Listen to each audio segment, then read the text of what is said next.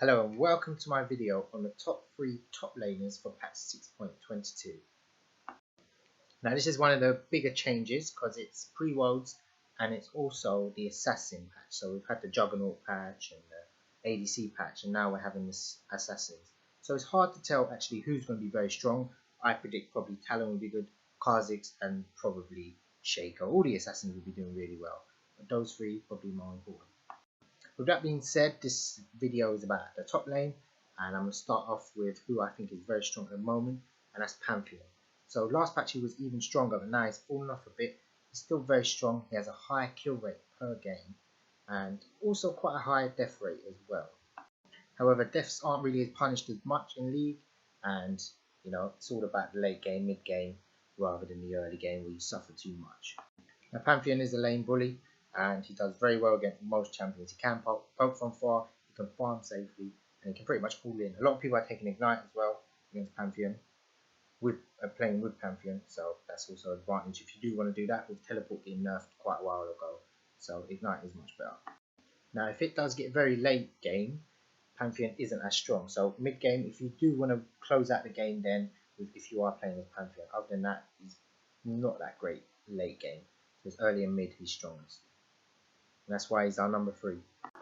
Now this brings us to the second best top laner for patch 6.22, which is Sion. Now as you know, this is the assassin patch, so they're all getting buffed, and the only way to really count an assassin is with another assassin or a tank.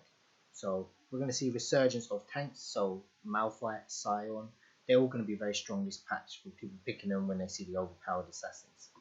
And the reason Sion's number 2 is he's a very good tank. He has a lot of CC. He's great for team fights, also picking off people. Also, he's being played a lot of support and he's doing quite well with that. So he can actually peel or defend your carries. And as you can see from this video, he's very good even 3v1. He's still coming out on top. Right at the moment, he's at a 52.74% win rate, which is quite not that high spectacularly, but there's not really many champions that are actually super strong at the moment. It's very balanced, but I think this patch is going to shape a lot of things up in this. So with this, expect a lot of assassins to be played and a lot of tanks to counter them to be played this patch. Which leaves us with our number 1 pick for this patch, which is Kayle. Now Kayle has been strong in the last 3 or 4 patches. AP Kayle, so it's not so much the attack speed crit Kayle, it's the AP Kayle doing very well. Mainly in the top lane, she's been played in the mid, not so much jungle, but I could see a resurgence in this patch. Her win rate currently is 53.53, and the reason I think it's going to go even higher, maybe 56, 57%, she's going to win hell of a lot of games, is because she counters the assassins very well. Now I know there's not a lot of assassins being played in the top lane, and the reason she mainly come out playing top and with such a high win rate is she counters Yasuo well, and he's played a hell of a lot, more than any other champion.